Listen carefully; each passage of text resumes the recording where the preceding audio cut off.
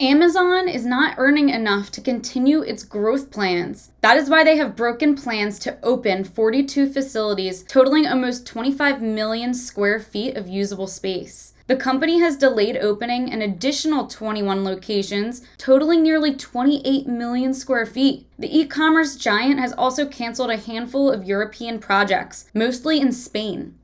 This information is all coming from MWPVL International Inc., which tracks Amazon's real estate footprint.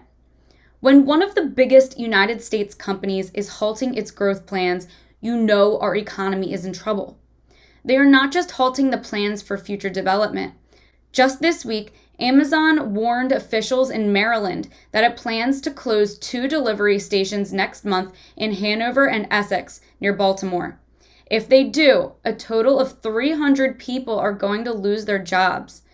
This is beyond surprising, considering that even during the pandemic, Amazon was doubling down on growing its business. Just as all the data seemed to point to the economy getting better, Fortune 500 companies started downsizing left and right.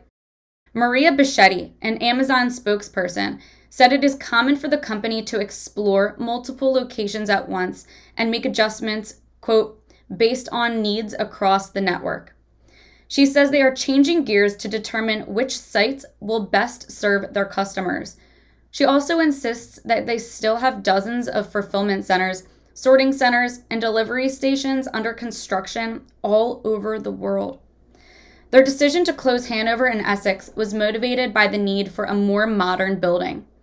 Chief Executive Officer Jazzy has pledged to unwind part of a pandemic-era expansion that saddled Amazon with a surplus of warehouse space and too many employees.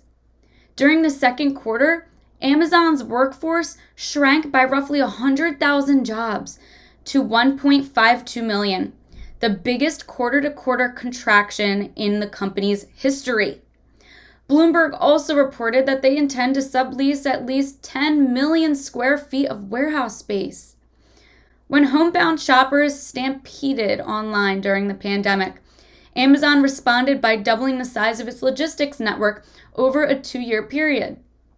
This rapid build-out exceeded that of rivals and partners like Walmart Inc., United Parcel Services, and FedEx. For a time, Amazon was opening a new United States warehouse roughly every 24 hours.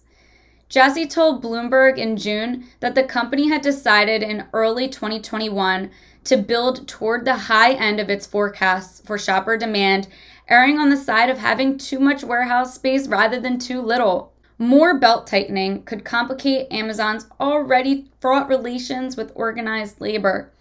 Early this year, a labor union started by a fired Amazon worker won a historic victory at a company warehouse in Staten Island, New York.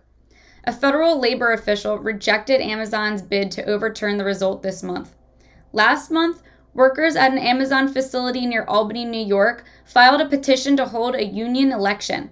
We all know that the economic growth we experienced in the last couple of years was artificial. The government printed money to encourage spending, but no effort was made to address the real economic problems. Now that no one is getting free money, it is companies like Amazon that are suffering. And when big boys suffer, everybody else is dragged along with them. They will lay off employees, pass on the cost to consumers, and cut down on services that they do not make money on. I do not think Amazon is going to go bankrupt, but it does look like their employees are losing their jobs. Do you think there is anything the government can do to prevent another Amazon from happening? Post your thoughts in the comment section below. This is RiskFlex with Noble Gold News.